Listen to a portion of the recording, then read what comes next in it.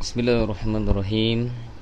Assalamualaikum warahmatullahi ta'ala wabarakatuh.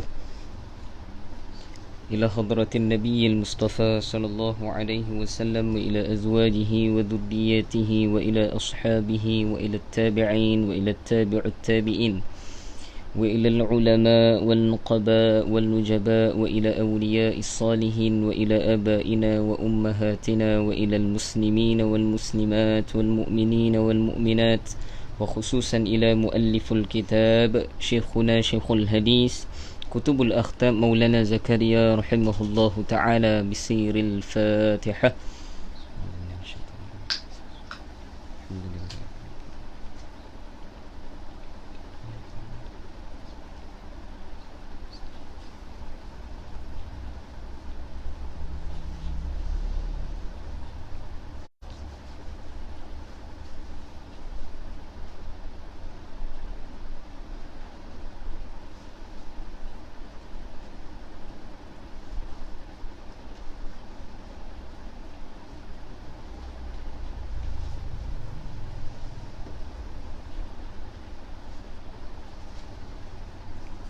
الحمد لله نحمده ونستعينه ونستهديه ونستغفره ونؤمن به ونتوكل عليه ونعوذ بالله من شرور أنفسنا ومن سيئات أعمالنا. من يهده الله فلا مضل له ومن يضلله فلا هادي له. نشهد أن لا إله إلا الله وحده لا شريك له، ونشهد أن سيدنا ونبينا ومولانا وحبيبنا وطبيبنا وإمامنا محمدا عبده ورسوله لا نبي بعده. اللهم صل وسلم على نور الأنوار وسير الأسرار وترياك الأغيار ومفتاح باب اليسار سيدنا ومولانا محمد المختار وآله أطهار وأصحابه الأغيار عدد نعم الله وإفضاله. فقال سبحانك لا علم لنا إلا ما علمتنا إنك أنت العليم الحكيم. فقال رب اشرح لي صدري ويسر لي أمري واحلل عقدة من لساني يفقه قولي. اللهم اغفر لنا ما قدمنا وما أخرنا وما أصرنا وما أعلنا وما أسرفنا وما أنت أعلم به منا. أنت مقدم وأنت مؤخر، لا إله إلا أنت يا مقلب القلوب ثبت قلوبنا على دينك وعلى طاعتك. سبحانك إنا كنا من الظالمين، ولا حول ولا قوة إلا بالله العلي العظيم. أما بعد. Sahabul Fadilah, para alim ulama, para asatizah yang saya muliakan, keluarga saya di hadapan ni, terutamanya pada bunda saya, semoga Allah beri afiah berpanjangan insya-Allah. Dan yang saya muliakan barisan penonton, pendengar live tazkirah ringkas kita ni di Facebook live Madrasah Ar-Raudah, suasana lumayan. Pertama sekali syukur pada Allah Subhanahu wa taala atas limpah rahim pada Allah. Allah pilih kita lagi pada pagi ni. Pagi-pagi ni kita dah dengar hadis baginda Nabi sallallahu alaihi wasallam. Moga menjadi barakah untuk kita sepanjang hari kita insya-Allah, amin. Dan bagi mereka yang istiqamah duduk dalam majlis ini, saya doakan supaya Allah Taala memberikan afiah, Allah berikan kekuatan, Allah berikan ganjaran yang besar sebab pengorbanan kita yang kita lapangkan untuk agama Allah Subhanahu wa taala. Alhamdulillah, hari ini Allah Ta'ala beri lagi peluang pada kita untuk kita duduk, dan masih lagi kita dapat menjalani puasa di bulan Ramadan. Satu nikmat besar kata ulama, sebab mereka yang duduk dalam bulan Ramadan dan dapat berpuasa di dalam bulan Ramadan adalah satu nikmat yang besar. Bukan nikmat kecil, nikmat besar sebenarnya. Cuma kita sahaja di antara kefahaman kita ataupun di antara orang kata apa, celik mata hati kita ataupun tidak melihat nikmat ini sama ada ia besar ataupun tidak. Sebab tu para ulama kata dia bergantung kepada keimanan dan juga ilmu dan juga amal kita kepada Allah Subhanahu wa taala. Keimanan sahajalah yang menilai bagaimana nikmat agama ini yang diletakkan pada diri kita. Para ulama kata, macam mana saya sebut sebelum ini, nikmat kebiasaannya kita akan tahu ia nikmat apabila dia hilang daripada diri kita. Sebagai contoh nikmat mata, kita akan tahu nikmat mata ni bila mana kita dah tak nampak dah, hilang nikmat mata. Dah pakai kacamata dah, dah buat operation dah, baru tahu nikmat mata macam mana. Tahu nikmat lutut. Macam mana nikmat lutut ni ustaz? Nak tahu nikmat lutut ni bila hilang, semayang ni tak boleh dah, nak rukuk, sujud pun tak boleh ustaz, di lama-lama ni gegar lutut ni. Para ulama kata barulah tahu nikmatnya lutut ni. Para ulama kata nikmat pinggang, kan, sakit pinggang. Saya tak tujukan pada siapa lah. Nikmat pinggang kita akan tahu nikmat pinggang ni apabila kita sakit pinggang. Begitulah nikmat agama Allah Subhanahu wa taala. Bila ustaz nak tahu nikmat agama ni? Bila kita tinggalkan, bukan agama hilang daripada kita, tidak, tapi bila kita tinggalkan dunia ni, barulah kita tahu nikmat dalam beragama ini. Nikmat ilmu agama, nikmat berpuasa, nikmat baca Al-Quran, nikmat solat, nikmat zikir, semuanya kita akan tahu bila kita masuk dalam syurga Allah. Sebab apa Allah dah cerita dalam Quran? Allah rakamkan setiap perkataan daripada kita. Awal-awal Allah dah beritahu dalam surah Sajadah kan, Rabbana absarna wa sami'na farji'na na'mal salihah inna muqinun. Rabbana, wahai Tuhan kami, absarna, kami dah lihat, wa sami'na, kami dah dengar, farji'na, kembalikan kami. Dah dengar apa? Dah dengar dah nikmat macam mana mereka yang mendapat nikmat dalam kubur dengan berkat bacaan Al-Quran dia. Mendengar nikmat bagaimana mereka yang istiqamah beristighfar pada Allah, zikir pada Allah, semuanya nikmat. Absarna, dan kami dah lihat wahai Allah, bagaimana manfaatnya membaca Al-Quran dalam kubur ni, bagaimana manfaatnya mengaji ilmu agama Allah dalam kubur ni. Farji'na, maka kembalikan kami wahai Allah. Kembalikan kami ni pada kat mana ni? Kembalikan balik pada dunia, kata ulama. Farji'na na'mal salihah. Diletakkan di situ. Kembali pada dunia nak buat apa? Nak buat projek ke? Projek juta-juta ke? Nak kerja balik ke? Tak. Na'mal salihah, untuk kami beramal salih.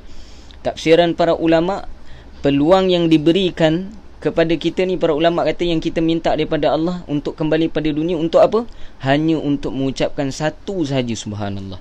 Itu je wahai Allah, diberi peluang itu sahaja. Saya nak ucap sekali je subhanallah, cukuplah. Sebab apa? Dah tahu nikmat subhanallah sekali sebut tu macam mana dalam kubur. Farji'na na'mal salihah inna muqinun, sungguhnya kami ini telah yakin wahai Allah. Tapi sia-sia sebab yakin dalam kubur, benda dah nampak. Dah nampak malaikat macam mana, nikmat macam mana, azab macam mana, semua dah nampak dah. Tidak boleh dikembalikan balik. Wallahu a'lam. Qadimah. Alhamdulillah, kita dah masuk pada hadis yang ketiga, yang membicarakan tentang fadailul Ramadan, kelebihan Ramadan. Yang mana di dalam hadis ini, yang ketiga ni kita dah syarahkan semalam, berkaitan dengan doa daripada Jibril alaihi salam dan diaminkan oleh Rasulullah sallallahu alaihi wasallam. Bila kita sebut, Nabi sebut doa ni daripada Jibril, maka doa ni bukan main-main. Kita dah syarah semalam dah. Jibril ni ketua para malaikat, kemudian diaminkan oleh ketua para nabi-nabi. Para ulama kata doa ini bukan doa main-main. Bahkan doa ini pula doa berupa kebinasaan. Yang mana kita dah riwayatkan hadis tu, bila Nabi naik di atas mimbar, Nabi berkata amin. Naik mimbar macam ni ustaz, naik satu anak tangga mimbar, Nabi pijak sahaja anak tangga yang pertama, Nabi sebut amin. Yang kemudian Nabi naik tangga yang kedua, Nabi sebut amin. Kemudian naik tangga yang ketiga, Nabi sebut amin. Kemudian kita akan syarahkan. Amin yang pertama semalam kita dah syarah. Amin terhadap golongan yang didatangi Ramadan tapi mereka masih belum diampunkan oleh Allah Subhanahu wa taala. Inilah doa malaikat Jibril, doa binasa bagi mereka yang didatangi Ramadan tapi tidak dapat keampunan daripada Allah, kemudian diaminkan oleh Rasulullah. Okey, tu golongan yang pertama. Golongan kedua, apa dia? Apa golongan kedua yang didoakan kebinasaan oleh Jibril AS kemudian diaminkan oleh Rasulullah? Syarah oleh Maulana Zakaria, golongan kedua yang telah didoakan kebinasaan untuknya ialah seorang yang nama Nabi sallallahu alaihi wasallam disebutkan di hadapannya tetapi dia tidak menselawati Nabi sallallahu alaihi wasallam. Kita baca dulu syarah Maulana Zakaria. Qala musannif rahimahullahu ta'ala, nafa'ana bihi wa bi'ulumihi fid darain amin, illa an qala Perkara ini juga banyak terdapat di dalam banyak hadis ataupun di dalam riwayat-riwayat yang lain. Oleh kerana itu, setengah ulama berpendapat bahawa membaca selawat pada setiap kali nama Nabi Muhammad sallallahu alaihi wasallam disebutkan adalah wajib. Ini menurut satu pandangan ulama. Maksud dia apa? Setiap kali disebutkan nama Nabi, yakni nama Rasulullah sallallahu alaihi wasallam, ada pandangan ulama kata wajib untuk kita sambut sallallahu alaihi wasallam. Ini adab kita. Ada pandangan ulama kata wajib pada setiap nama. Nah, nanti disyarahkan di belakang, nanti jangan risau. Disyarahkan lagi, para ulama kata sebahagiannya kata sunat. Disebutkan nama Nabi, qala Rasulullah, telah bersabda Rasulullah, kita kena jawab sallallahu alaihi wasallam. Kita baca dulu riwayat ni. Selain hadis di atas, terdapat banyak lagi hadis yang lain yang memberi ancaman terhadap orang yang tidak menselawati Nabi ketika nama Nabi sallallahu alaihi wasallam disebutkan di hadapannya. Di sini akan diterangkan beberapa ancaman bagi mereka yang apabila disebutkan nama Rasulullah tapi mereka tidak menselawati Nabi sallallahu alaihi wasallam. Setengah hadis menyatakan bahawa orang yang sedemikian tergolong di kalangan orang yang paling celaka dan paling bakhil. Ini merujuk pada hadis riwayat Aisyah radhiyallahu anha, yang mana Nabi sallallahu alaihi wasallam pernah bersabda, yang lebih kurang mafhumnya, semua orang akan masuk ke dalam syurga Allah Subhanahu wa taala kecuali mereka yang enggan. Aisyah tanya, siapa yang enggan wahai Rasulullah? Rasulullah sebut, apabila nama aku diucapkan padanya, dia tidak menselawati aku. Kata Nabi, mereka yang enggan adalah enggan masuk syurga siapa? Apabila disebutkan nama Rasulullah, dia tidak menselawati nama baginda Nabi sallallahu alaihi wasallam. Dan di sini juga para ulama kata inilah tanda mereka yang bakhil. Bakhil ni apa? Kedekut. Para ulama kata inilah kedekut yang paling tinggi sekali. Kedekut bukan saja tak bagi duit ataupun lalu saja tabung depan kita buat-buat tidur, tu bukan saja kedekut tu. Para ulama kata kedekut yang paling tinggi apabila disebutkan nama Rasulullah tapi tidak dia menselawati Rasulullah sallallahu alaihi wasallam. Kita baca lagi. Dia juga dikatakan seorang yang zalim, yang lupa jalan ke syurga, malah seorang yang masuk ke neraka jahanam. Ni pandangan ulama. Bukan saja dia seorang yang bakhil, dia juga seorang yang zalim, yang lupa jalan ke syurga, malah seorang yang masuk ke neraka jahanam. Kenapa masuk neraka, Ustaz? Nanti kita baca. Sabar. Seorang yang telah rosak agamanya serta dikatakan juga bahawa dia tidak akan dapat melihat wajah Rasulullah sallallahu alaihi wasallam. Di sini menyatakan apa? Kenapa diletakkan ancaman begini bagi mereka yang tidak menselawati Nabi apabila disebutkan namanya?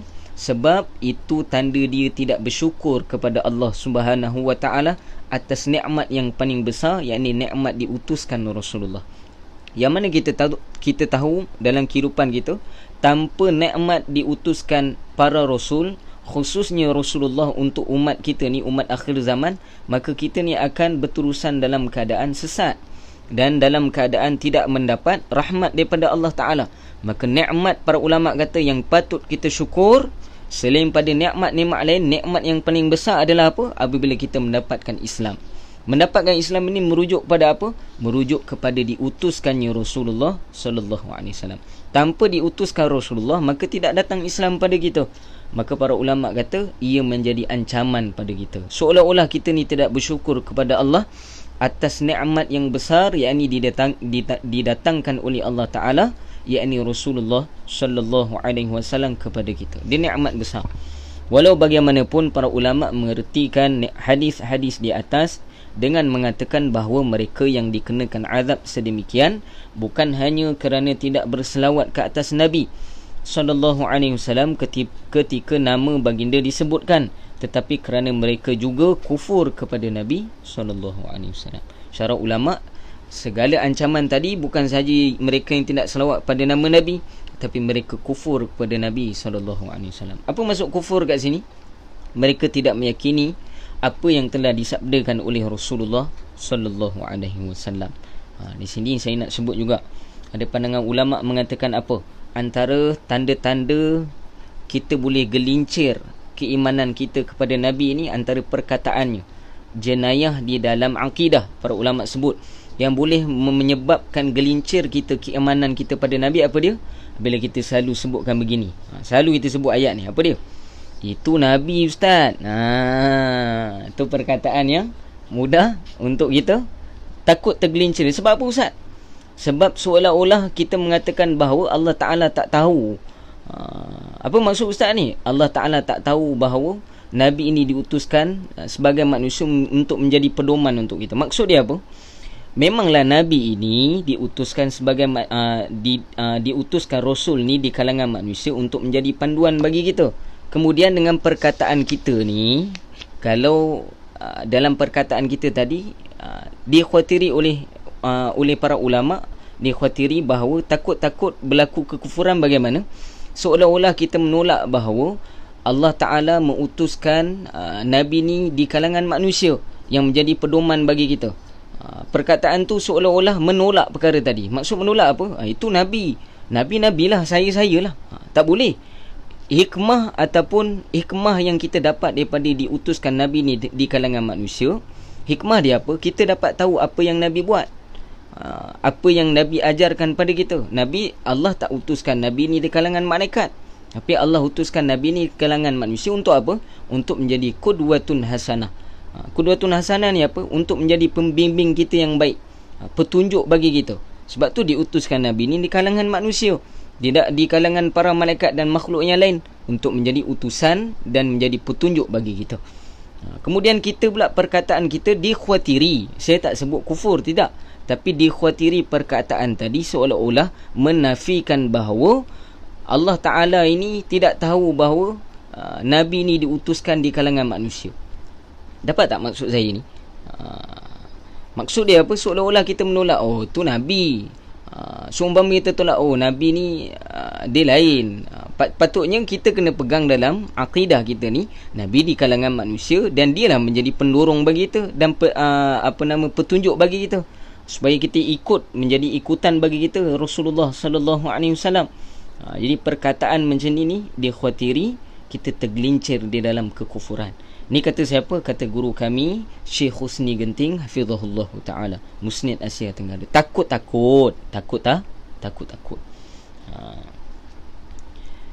Kemudian kata Maulana Zakaria, kelebihan-kelebihan selawat itu sendiri begitu banyak.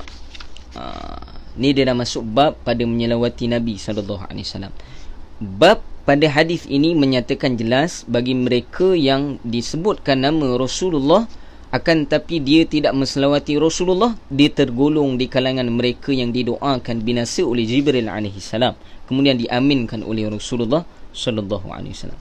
Kemudian Maulana Zakaria mendatangkan dalil-dalil, yakni tentang kelebihan-kelebihan selawat kepada baginda Nabi sallallahu alaihi wasallam. Kelebihan-kelebihan selawat itu sendiri begitu banyak. Jadi tidak dapat menselawati Nabi adalah sesuatu yang malang. Apabila seorang itu berselawat ke atas Nabi sallallahu alaihi wasallam, kelebihan-kelebihan yang akan diperolehnya tiada tandingan dengan apa-apa yang lain. Umpamanya Allah Ta'ala akan menurunkan kepadanya 10 rahmat. Itu kelebihan yang pertama. Mereka yang berselawat pada Nabi sallallahu alaihi wasallam, Allah akan nurunkan rahmatnya 10 kali ganda. Sekali kita selawat, Allah akan turunkan 10 rahmat. 10 rahmat ni apa, Ustaz? Berbagai-bagai nikmat Allah akan datangkan pada kita, mengikut pada individu itu. Itu syarat ulama. Itu yang pertama. Yang kedua, para malaikat akan berdoa untuknya. Maksud mendoakan untuknya apa? Didoakan keselamatan oleh para malaikat. Sebab apa? Sentiasa kita menselawati baginda Nabi sallallahu alaihi wasallam.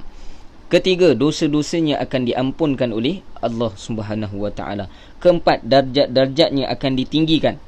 Kelima, mendapat pahala besar sebesar gunung Uhud. Ini satu riwayat hadis. Keberapa dah? Keempat. Kelima, wajib mendapat syafaat Nabi SAW di akhirat. Dan yang keenam, mendapat keredaan Allah Ta'ala dan rahmatnya. Dan yang ketujuh, keamanan daripada kemurkaannya. Kelapan, keselamatan daripada huru-hara hari kiamat. Dan yang kesembilan, dapat melihat tempat tinggal di dalam syurga sebelum meninggal dunia. dan lain-lain lagi kelebihan yang banyak dijanjikan oleh Nabi SAW melalui pembacaan selawat dengan bilangan-bilangan yang tertentu. Ini antara kelebihan yang didatangkan oleh Maulana Zakaria rahimahullahu ta'ala ke atas mereka yang banyak menselawati baginda Nabi SAW. Kita baca dulu syarah. Selain itu, dengan berselawat juga kesempitan hidup dan kefakiran akan dijauhkan. Ni kelebihan yang kita semua nak dengar lah. Selawat apa dia? Antara kelebihan lain dia selawat ini akan menjadikan hidup kita tidak sempit dan rezeki kita akan diluaskan oleh Allah Subhanahu wa taala. Antara kelebihan selawat. Kemudian penghampiran kepada Allah Taala dan Rasulnya akan diperolehi. Mendapat pertolongan apabila berhadapan dengan musuh. Pembersihan hati daripada nifak dan karat. Dengan selawat ini kita boleh menyucikan hati kita daripada penyakit ataupun sifat munafik. Sifat munafik itu sedia maklum. Banyaklah, ada 4 jenis kan yang Nabi sebut tadi. Nabi sebut selalu dalam hadis baginda Nabi SAW. Kemudian orang ramai akan mengasihinya dan banyak lagi berita gembira yang akan diperoleh dengan memperbanyakkan selawat seperti yang dinyatakan dalam hadis-hadis. Di dalam riwayat syarah ini, Maulana Zakaria tidak datangkan satu demi satu hadis, tapi secara rawak ataupun disimpulkan hadis-hadis, dikumpulkan terus diletakkan kelebihan-kelebihan tadi. Ahli fiqh telah menyatakan bahawa adalah wajib secara amali untuk berselawat sekali dalam seumur hidup. Menurut Maulana Zakaria ada pandangan daripada fuqaha, yakni ahli fiqh, bahawa wajib bagi kita untuk selawat kepada baginda Nabi SAW, wajib sekali seumur hidup. Ada juga pandangan ulama mengatakan wajib setiap hari kita menselawati baginda Nabi SAW. Dalilnya daripada ayat innallaha wa malaikatahu yusalluna 'alan nabi ya ayyuhalladzina amanu sallu 'alaihi wa sallimu taslima. Semuanya Allah dan para malaikat menselawati Nabi SAW. Ya ayyuhalladzina amanu sallu 'alaihi, wahai orang beriman, hendaklah kamu berselawat ke atasnya. Para ulama mengatakan dengan dalil ini mendatangkan wajib bagi kita. Maka sebab itulah dirawikan dalam kitab-kitab hadis dan juga menjadi dalil bagi fuqaha, khususnya dalam mazhab Syafi'i, mewajibkan selawat di dalam solat. Sebab tu wajib selawat dalam solat. Dan solat kan ada rukun 13, betul? Rukun 13 terbagi pada 3. Pertama rukun qauli, fa'li dan qalbi. Antara rukun qauli yang 5 itu apa? Menselawati Rasulullah sallallahu alaihi wasallam. Sebab tu para ulama kata dengan kita solat maka terangkatlah kewajipan kita juga. Maksud dia apa? Tertunailah kewajipan kita untuk selawat kepada Rasulullah sallallahu alaihi wasallam. Bagi mereka yang tidak sembahyang, tidak solat, maka para ulama kata tidak terangkat baginya kewajipan dalam selawati Rasulullah sallallahu alaihi wasallam setiap hari. Maka telah terangkat. Dan para ulama kata disarankan kepada kita untuk memperbanyakkan selawat. Bukan saja kita memadai dalam solat gitu, akan tapi para ulama kata kena memperbanyakkan. Sebab apa? Melalui jalan selawat ini banyak kelebihan yang mana disyarahkan oleh Maulana Zakaria tadi. Cuma apa yang diselisihkan ialah adakah wajib atau tidak untuk membaca selawat setiap kali nama Nabi SAW disebutkan. Ini disyarahkan oleh Maulana Zakaria. Setengah ulama berpendapat bahawa adalah wajib untuk membaca selawat setiap kali nama Nabi SAW disebutkan, dan setengah yang lain pula berpendapat bahawa amalan itu hanya sunat. Maksud dia apa? Lebih baiklah bagi kita bila didengarkan ataupun disebutkan nama Rasulullah sallallahu alaihi wasallam sebagai kita umat Rasulullah dan mereka yang beradab, maka disarankan pada kita untuk menselawati Rasulullah sallallahu alaihi wasallam. Macam mana ustaz? Bila disebutkan Rasulullah sallallahu alaihi wasallam, maka kita sahut dengan sallallahu alaihi wasallam. Dapat? Dan juga jangan lupa setiap hari. Hadis sebelum ini menerangkan bahawa tentang amalan istighfar. Di bulan Ramadan ni kita perlu memperbanyakkan amalan istighfar pada Allah. Dan juga di dalam hadis keterangan yang kedua pula digolongkan mereka yang selawat ni pula, para ulama kata perlu juga untuk kita di dalam bulan Ramadan memperbanyakkan selawat kepada Rasulullah sallallahu alaihi wasallam. Rutinkan dalam hidup kita. dalam amalan harian kita. Bila waktu nak selawat? Sebagai contoh, sebelum waktu masuk waktu subuh, selepas sahur kita selawat pada Nabi, ataupun selepas daripada waktu subuh kita selawat kepada baginda Nabi sallallahu alaihi wasallam. Seperti yang para ulama ajarkan pada kita. Dan sebelum ni dalam kelas-kelas pun saya dah ajarkan berapa amalan diajarkan oleh para ulama, yakni menuntut pada kita untuk setiap pagi ni tak ada amalan sunat. Diharamkan waktu sunat kan, lepas pada subuh sehinggalah waktu Isra'. Maka amalan yang paling baik ketika itu para ulama kata adalah berzikir pada Allah. Apa cara berzikir, Ustaz? Apa benda yang nak dizikirkan? Para ulama ajarkan 100 kali kita istighfar pada Allah. Astaghfirullahalazim alladzi la ilaha illa huwal hayyul qayyum wa atubu ilaih. Yang kedua, kita selawat pada baginda Nabi sallallahu alaihi wasallam. Allahumma salli wa sallim ala sayyidina Muhammad wa ala alihi wa sahbihi wa baraka wasallam. Kemudian yang ketiga, kita banyakkan tasbih Fatimah ataupun tasbihat. Dikatakan oleh para ulama apa dia? Subhanallah walhamdulillah wala ilaha illallah wallahu akbar wala hawla wala quwwata illa billahil aliyyil azim. Amalan ini banyak diajarkan oleh ulama. Antara dia saya kutip di dalam kitab Kifayatul Muhtaj karangan Syekhul Rabbani, yakni Syekh Daud Al-Fatani rahimahullahu taala, pada membicarakan tentang subhanallah. Dia mengajarkan pada kita setiap kali selepas waktu subuh dan asar digalakkan bagi kita untuk zikir 300 pagi, 300 petang. Apa dia? Istighfar 100 kali, selawat 100 kali, kemudian tasbih Fatimah. Subhanallah walhamdulillah wala ilaha illallah, Allahu akbar, wala haula wala quwwata illa billahil aliyyil azim. Lupa la ilaha illallah wallahu akbar wala haula wala quwwata illa billahil aliyyil azim. Maka ini yang diajarkan oleh baginda Nabi sallallahu alaihi wasallam. Saya nak cerita tentang kelebihan salawat, ada kisah para ulama, tapi mungkin tak sempat ke waktu kita. Tak apalah, nanti kalau ada masa yang terluang saya akan ceritakan, insya-Allah. Cukup sekadar ini perkongsian kita. Tidak dinafikan lagi tentang kelebihan-kelebihan selawat kepada baginda Nabi sallallahu alaihi wasallam. Juga diriwayatkan oleh para ulama bahawa selawat ni juga walaupun dalam keadaan kita ghaflah. Ghaflah ni apa? Dalam keadaan lalai pun diterima selawat tadi.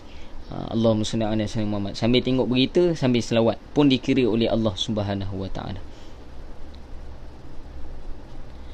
Ada orang tanya, sedangkan Nabi ampunkan umat, boleh ke guna ayat ni untuk minta maaf, Ustaz? Para ulama kata kalau mengikut pada adab, sebaik-baiknya kita tidak mengaitkan urusan Nabi SAW dengan urusan peribadi kita. Itu pandangan ulama lah. Kalau kita nak memohon maaf pada seorang tadi, sebaik-baiknya kita tak kaitkan nama baginda Nabi SAW. Mohon maaf atas dosa kita sahaja. Mohon maaf saja. Tidak kaitkan nama baginda Nabi SAW. Ustaz, ada dalil ke? Tidak perlu berdalil bagi kita untuk beradab. Adab ni tak perlu dalil pun, sebab bagi mereka yang berakal perlu ada adab. Sebagai contoh, kalau kita cek dalam hadis-hadis Nabi tentang membaca Al-Quran dengan orang kata beradabnya, diletakkan di atas rihal dan sebagainya. Memang tidak ada dalil di dalam hadis-hadis baginda Nabi SAW. Akan tapi bagi mereka yang beradab, maka dia akan meletakkan sesuatu itu pada tempatnya. Ini kemuliaan Al-Quran patut kita kena muliakan. Sebagai contoh, kita pakai kopiah ni. Cuba mereka yang pakai kopiah ni, orang ambil kopiah kita letak atas kepala, letak kat kaki. Orang pakai kat kaki, kan? Kita akan marah dia, kan? Kenapa kopiah aku letak kat kaki? Kan kopiah letak atas kepala. Tiba-tiba orang tu tanya, mana dalil, Ustaz? Ada dalil yang kata Nabi pakai apa, kena pakai kopiah atas kepala. Benda tadi para ulama kata tak perlu dalil pun. Sebab apa? Adab kita kepada Rasulullah sallallahu alaihi wasallam. Pada pandangan saya yang lemah ni lah, dan menurut pandangan para ulama, sebaik-baiknya urusan peribadi kita tidak kaitkan Rasulullah sallallahu alaihi wasallam sebagai dalil kita, kecuali perkara tali telah disyarahkan oleh para ulama. Wallahu alam. Boleh buat rujukan banyak lagi dengan asatizah kita, guru-guru kita yang lain. Jadi insya-Allah itu saja perkongsian saya pada pagi ini. Dan hari ini perkongsian doa. Semalam kita dah ajarkan doa bangun tidur yang kedua, betul? Masih ingat lagi? Dah amal belum? Harap-harap dah amal lah. Antara metod para ulama kata nak makbul doa, banyak amalkan doa bangun tidur yang saya ajarkan semalam. La ilaha illallah wahdahu la syarikalah, lahul mulku wa lahul hamdu yuhyi wa yumit wa huwa ala kulli syai'in qadir. Subhanallah walhamdulillah wa la ilaha illallah, Allahu akbar, wa la hawla wa la quwwata illa billahil aliyyil azim, rabbi ghfirli. Pendek je. Panjang tu ustaz.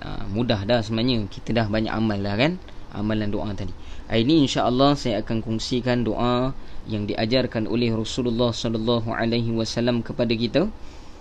Doa apa ustaz? Doa keluar daripada rumah.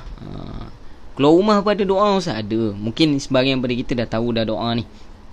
Yang mana diriwayatkan oleh Al-Imam Daud, Imam Abu Daud di dalam sunannya, dan juga Imam Tirmizi di dalam Sunan Tirmizi ataupun dalam kitab Jami' At-Tirmizi. Diriwayatkan bahawa baginda Nabi SAW mengajarkan kita doa seperti berikut. Apa dia? Bismillahirrahmanirrahim. Ikut sama-sama Bismillahirrahmanirrahim. Bismillahi tawakkaltu 'ala Allah. La hawla wa la quwwata illa billah. Pendek je. Dan kata guru saya Syekh Husni Genting hafizahullah taala, Al-Azhari Al-Ash'ari, dia mengatakan juga sunat bagi kita dengan beberapa riwayat, di samping kita membaca bismillahi tawakkaltu 'ala Allah la haula wala quwwata illa billah. Ustaz, kalau saya nak tambah al-aliyyil azim boleh ke? Boleh, tak ada masalah. Tak jadi masalah selagi mana perkara tadi tidak diunsurkan kesyirikan. Lebih-lebih lagi kalau kita tambahkan melalui ayat-ayat juga yang diajarkan oleh Rasulullah sallallahu alaihi wasallam, yang mana disunatkan bagi kita juga melalui hadis-hadis yang lain. Setiap kali kita keluar daripada rumah, sunat bagi kita untuk membacakan ayatul kursi. Bila kita baca bismillahi tawakkaltu 'ala Allah la haula wala quwwata illa billah, kemudian kita baca ayat kursi, Allahu la ilaha illahul hayyul qayyum, ila akhir ayat.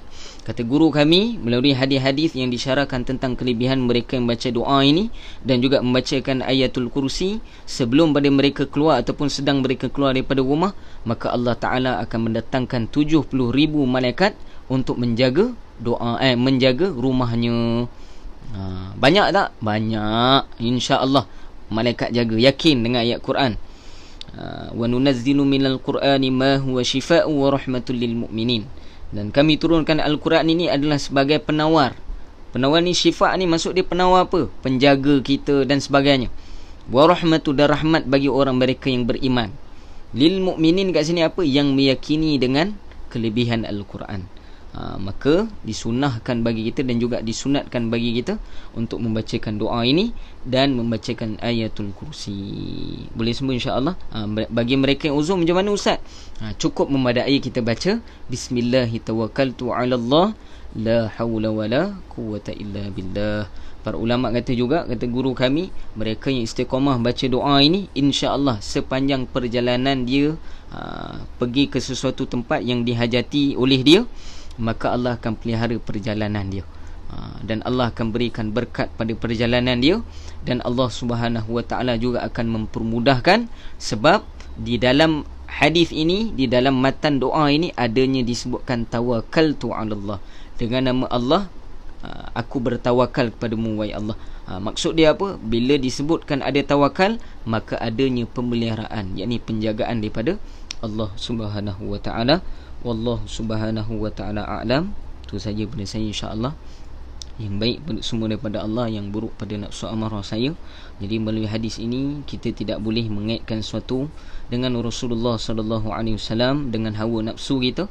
Sebaik-baiknya bagi kita, mereka yang beriman kepada Nabi, sepatutnya bila disebutkan nama Rasulullah, kitalah orang yang paling bersungguh-sungguh untuk menyahut seruan tadi dengan menselawati Rasulullah sallallahu alaihi wasallam. Dan kita juga disarankan tidak menggunakan nama Nabi atas perkara-perkara yang berkaitan dengan peribadi kita, sebagai tanda kita beradab kepada Rasulullah sallallahu alaihi wasallam. Dan sebaik-baiknya kita tidak menggunakan sesuatu yang berkait dengan Nabi terhadap perkataan-perkataan kita, melainkan ia perkara yang telah disyarahkan oleh para ulama. Wallahu subhanahu wa ta'ala a'lam. Tu saya pada saya. Bismillahirrahmanirrahim. Alhamdulillahirabbil alamin. Wassalatu wassalamu ala asyrafil anbiya'i wal mursalin sayyidina wa maulana Muhammadin wa ala alihi wa sahbihi ajma'in. اللهم إنا نسألك رضاك والجنة الفردوس مع رسول الله صلى الله عليه وسلم ونعوذ بك من سخطك والنار. اللهم إنك عفو كريم تحب العفو فاعف عنا وأن والدينا وجميع المسلمين والمسلمات برحمتك يا أرحم الراحمين. اللهم ارزقنا شفاعة النبي صلى الله عليه وسلم. اللهم ارزقنا ليلة القدر. ربنا هب لنا من أزواجنا وذرياتنا قرة أعين وجعلنا للمتقين إماما. رب اجعلنا مقيم الصلاة ومن ذرياتنا ربنا تقبل دعاء. وربنا آتنا في الدنيا حسنة وفي الآخرة حسنة وقنا عذاب النار. صلى الله على سيدنا محمد وعلى آله وصحبه أجمعين والحمد لله رب العالمين وبالله التوفيق والهداية. والسلام عليكم ورحمة الله تعالى وبركاته.